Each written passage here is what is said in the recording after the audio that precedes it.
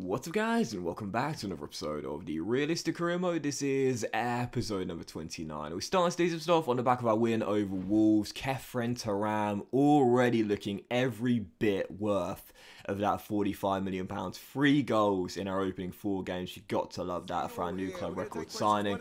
And heading into today's episode, another bid for Connor Cody, obviously in his contract year this season. Not against giving him a new deal with 31 years old, also not against cashing in either, but Chelsea putting the bid in there.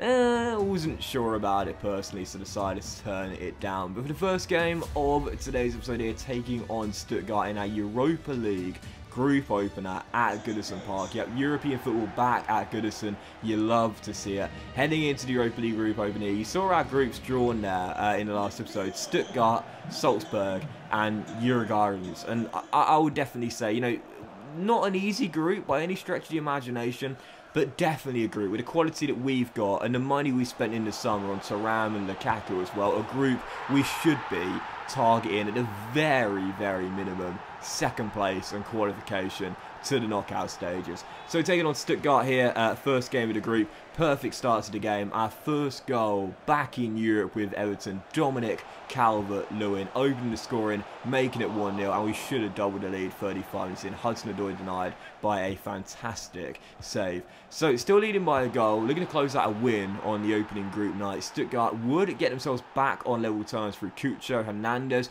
Really nice strike here. It was causing me problems all game long, to be fair, so I wasn't surprised he did find a leveler at some point. And in the end, we couldn't go on to find a second goal and win on the opening group night. Final score on match day 1 of 6. Everton 1, Stuttgart 1, which means that we are in third. So not a great start. Not a great start whatsoever for the Toffees there. But do you know what? It's okay. It's match day 1 of 6. I'm still pretty confident we'll be able to get through this group. Now, at the end, with Connor Cody, as you would have seen, Chelsea did put a bid in there with Graham Potter, and I decided to think about it. In the end, I said to Graham, look, you give me Levi Colwill, a young centre-half I had my eye on for a while, and you can take Connor. He was like, no, I'm not letting go of Colwill. So I was like, well, in which case, I'm not letting go of Connor. Sorry, mate, off you go, back to Stamford Bridge. So, yeah, in the end, Cody's going to stay here. I was only going to sell him to Chelsea if I could bring Colwill in, because I really, really like Levi Colwill, and he's not getting the game time there at Chelsea, but he definitely would get some more game time here. But because Graham Potter flat out said no, I was like, well, in which case, it's a no from me as well. Sorry, Graham. So, yeah, Colwill stays at Chelsea, and Cody for now stays with me. I probably will give him an extra 1 year. He's a good squad player, can play centre-half, centre defensive mid, right back. He's played for me a couple of times, so I probably will give him a new contract, but for now, I'm still undecided.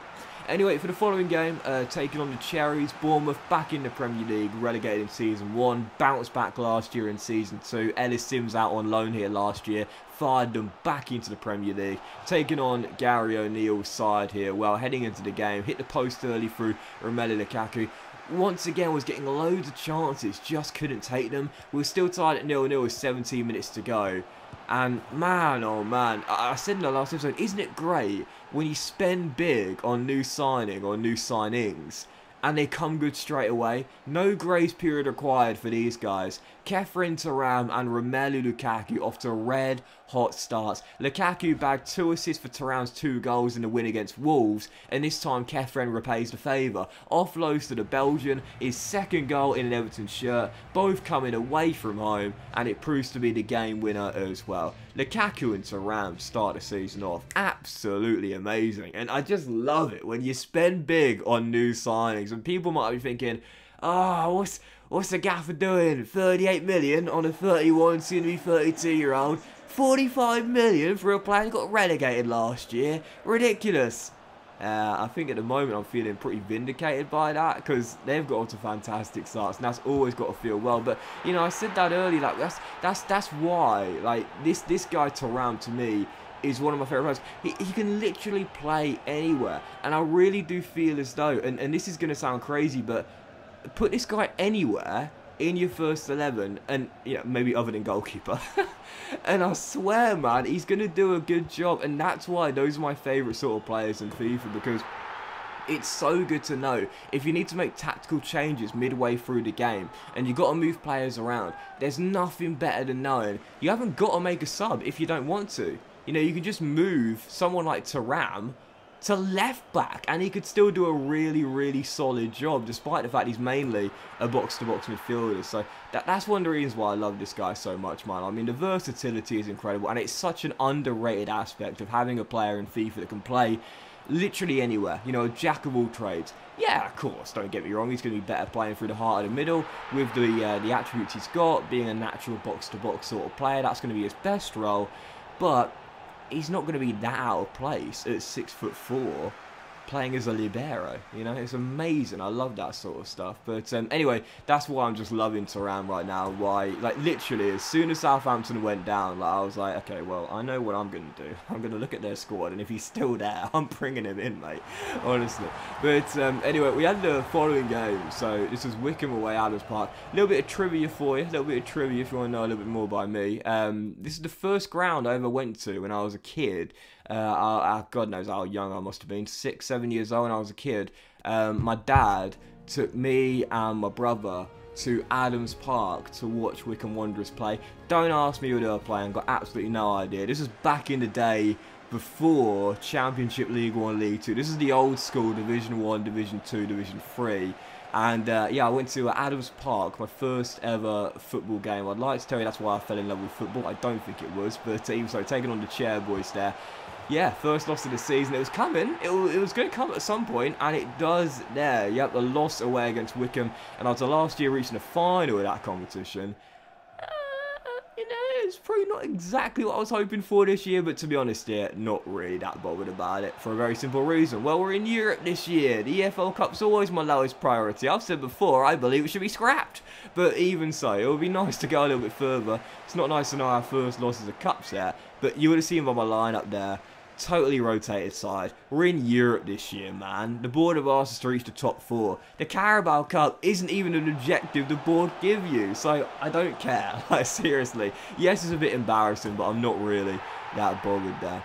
So, following game, looking to bounce back though, back in the Premier League against Newcastle, and this is why I didn't mind, I wouldn't say forfeiting that game away at Adams Park, but going out with a whimper against a lower league side. Because taking on the Magpies here, back in the Premier League, back at Goodison Park here, looking to respond, and we will do just that.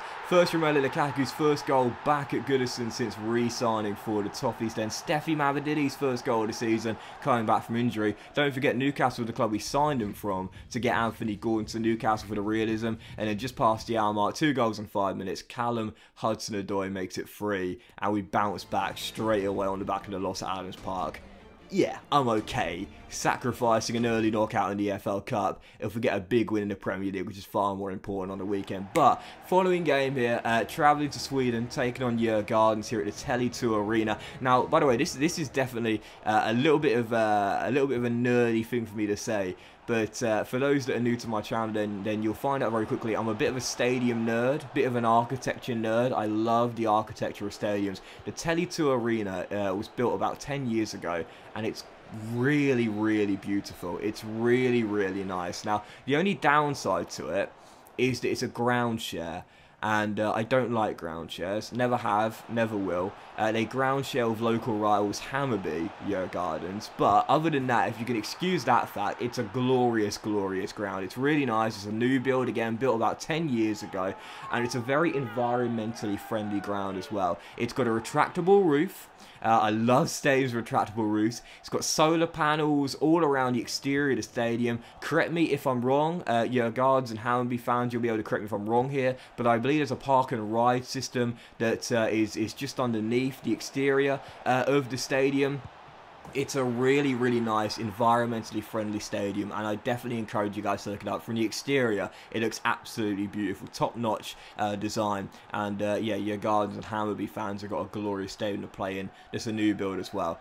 Again, I don't like ground sharing, but even so, it's a glorious stadium, so I guess it makes up for it. But anyway, taking them on here away from home. Obviously, drew match day 1 at home to Stuttgart, but like I said, I wasn't too concerned. I still feel we'll get through this group reasonably comfortably, so going away to Scandinavia, wasn't surprised to see this. Took the lead early, and then Boss Barkley gets his first goal back at Everton, and then in stoppage time, well, you've heard me mention it many times before, this save, all about the realism. homegrown, trained at club players, so important. Barkley is one of our 5, Tom Davies is another, and Tom Davies gets, you know what I think? This might be wrong.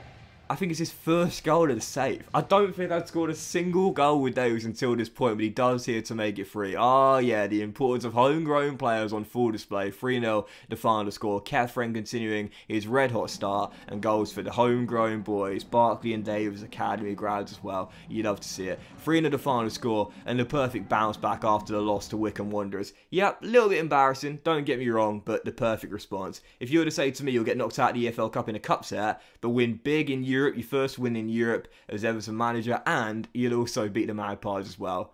Yeah, I'm going to take that every day of the week. Who cares about the EFL Cup? But that will end today's episode of the Realistic Young Guys. Big thank you for watching. Hope you have enjoyed. If you had, then please do drop a like. Myself to you. Have a fantastic day, and I will see you for the next episode of the Realistic Career Mode very soon.